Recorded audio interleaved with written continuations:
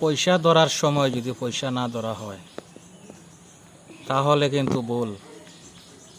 যখন পয়সা ধরার টাইম আইব তখন কিন্তু পয়সা ধরার চেষ্টা করবেন। আতারা ফাতারে যাওয়া ভালো না।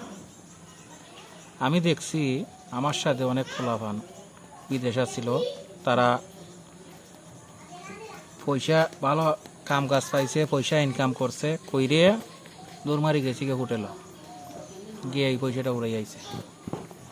আমি অনেকটারে বুঝাইছি, কই এটা দেশ থেকে টিয়া পয়সা খরচ করে তোর মা বাবা পাঠাইছে, ট্রেন করে আর নিজের টিয়া দিয়ে আইতে হস। যত চালায় পয়সা ইনকাম করবে তত চালায় এই দেশ থেকে যাইবে। আর নিজের দেশে চলাফেরা মা বাপ সকল তো হাতে করে ফালাই আইয়া এই দেশে পড়ে রয়েছ।